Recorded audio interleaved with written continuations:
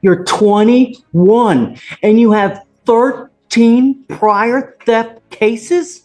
13 theft cases by the age of 21? This man's rap sheet is longer than a CVS receipt. But seriously, this raises a major question. At what point does the system intervene not just to punish, but to actually rehabilitate?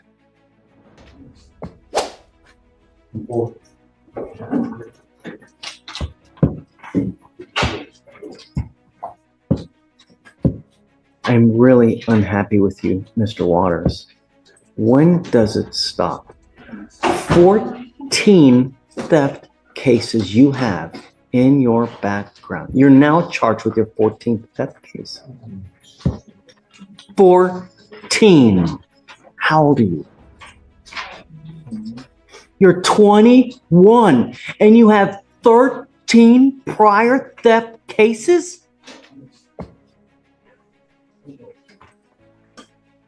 I see that, Jillian, I see that a lot of them are like kind of bunched up. There's like at least 2 different patterns of 4 theft cases that are all together. I don't know what that's about. I mean, I haven't done a deep enough dive into his cases, but what's going on now is that your lawyer wants me to give you a PR bond. I know that you're asking me please, but the problem is though, is if we let you out, are you going to pick up a 4th case, perhaps a 15th theft case? I know that you're going to tell me little bunnies jumping in the woods, that of course it's not going to happen. I'm going to have a halo. I know that's what you're going to tell me. Here's where it gets tricky. The judge is considering a PR bond, that's a personal recognizance bond, where you're trusted to return without paying bail. But with 14 theft charges hanging over your head, is that trust even reasonable? Let me know what you think in the comments. Would you grant it?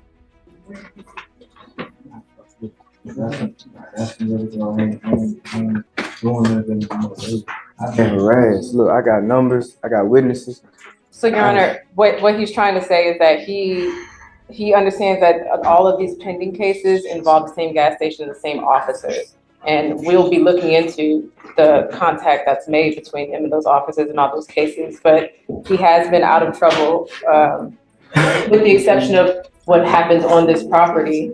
And even, like I said, even the PC with this theft case, it's not in this court, but it's shaky in my opinion. Let's break this down. The defense is arguing that the theft and evading charges are flimsy and that the same officers are involved in all cases. That could imply profiling or just a very predictable pattern of crime. Either way, it raises a real question about fair policing and persistent behavior loops. And also the evading as well, Judge, that I was originally on. He's backing up from the officers. He's walking slowly. When the other officers get there, he's still at the location. He didn't evade, I would argue. But it met PC, and so we're going to fight that. But it's not an evading where he just took off running.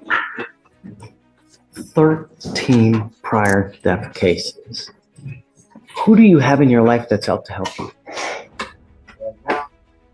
I got my girl, I got my baby mama. I got a baby on the way, you know, and I've been staying out the way. Oh my Lord. You have a baby on the way.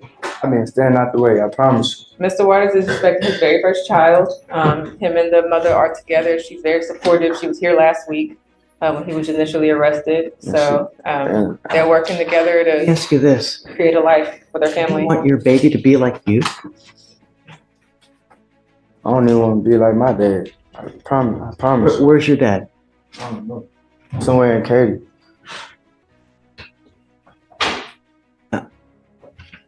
Been on my own side, I was 12. I've been home, you know, I understand about them thefts, what I used to do back then, but that's not going on. All these are from 23 and 24. What do you mean back then? This ain't been going on though, like just ever since I came home, when you gave me the PR, I ain't been doing none of that no more. I just been staying out the way. And these same officers just keep on harassing me, jumping out on me, and I can't even go to the store to get it. You have the same officers that keep listen out when you're trying to think of something to say, you're not listening. Okay, pause. The judge just pointed out something huge. If you know the cops are watching you like hawks at that gas station, why do you keep going back? Is it defiance, desperation, or denial? What's your theory?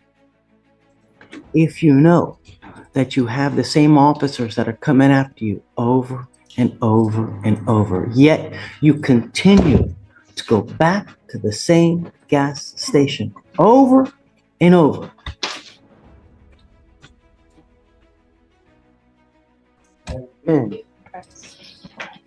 Jillian, Judge, I mean, I'm sure it's probably a condition of his felony, but a condition can definitely be that he has to stay away from the gas station. That seems to be his only, like, the only thing I see that he has done is that he either lives around there or he continues to believe that because they sell him things that he doesn't have any issues, that maybe he is or is not allowed, we don't know, to be there. To his knowledge, he is allowed. But that seems to be the only thing he's done wrong since I've represented him. what I'd like to do, number one, is I would like to compile a list of every theft case that he has, every single place that he's picked up a theft case from. Number two, I want to know where he's going to go. I'm not taking your word where you're going. I want to know, and I want to talk to them myself where you're going to go. So I want to know. And just your baby mama, I don't know. I got numbers right now. We'll get there, but I'm not letting you out to roam the streets. I'm not roaming no more. I got somewhere to stay. I'm not roaming. We'll get his address and I want to know every single theft case here. Where are they from? Why? Okay. And then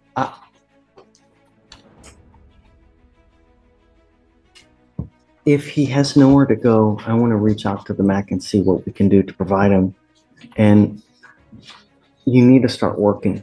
You have way too much time on your hands, and you are the epitome of self-destructive behavior. You need something to do with your life, Mr. Waters. You need to get a job. So this is what we're going to do. And we have a job fair that's coming up. Hold on a second. November 9th. Is that the fresh start? Yeah. Can you make him a copy? So what I'm going to do is, I'm not going to let him out now, but first thing I want to know is I want to know where he's going to go when he gets out. Number one. Number two, I want to compile a list of all the theft cases, where they're from. What I'm going to do is I'm going to put a monitor on him. And then number three, he's going to meet me at the fresh start because we're going to get his ass a job, a full-time job. I'm going to be at that fresh start fair, and I expect you to be there because you and me are going to get you a job one way or the other somehow. I'm going to be working that thing, and I'm going to expect you to show up to that thing at 9 in the morning when it starts, if I let you out. I haven't decided yet. That's where we're at. Okay? Thanks. You're facing up to a year in jail and or a $4,000 fine. So we're going to do probable cause. You have the right to remain silent. Anything you say can or will be used against you. So you were on bond for a felony tampering case, and now you've picked up an assault bodily injury, and you want me to give you a PR bond. Is this right? I don't know anything about your case. I don't know anything. I know somewhat about your history. It's quite scary, as a matter of fact, but let's find out. Alex, please. Yes, Your Honor. On the assault bodily injury? Yep. Yes, Your Honor. It says officers were dispatched to an assault that just occurred in Harris County, Texas. The complainant told the officers that she had been walking into a gas station near her apartment when the defendant came out of nowhere and struck her on the arm with a wooden stick, causing pain. The defendant continued to wave the stick at the complainant. The complainant maced the defendant and called the police. The officers observed a minor abrasion on the complainant's arm, and when they arrived, the complainant immediately pointed to and identified the defendant. So we have a regular person walking down the street, and they get struck with a stick, a switch.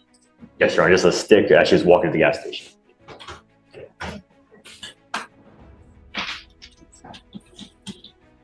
Looks like in 22, in 2020, you get charged with an aggravated assault with a deadly weapon.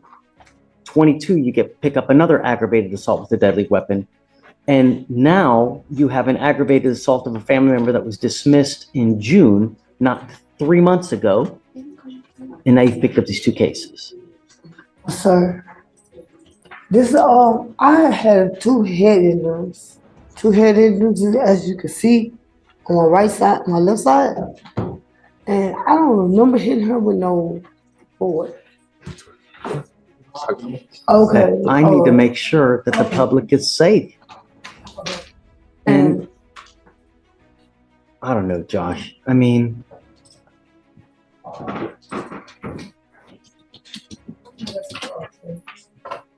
This is the part that sticks with you.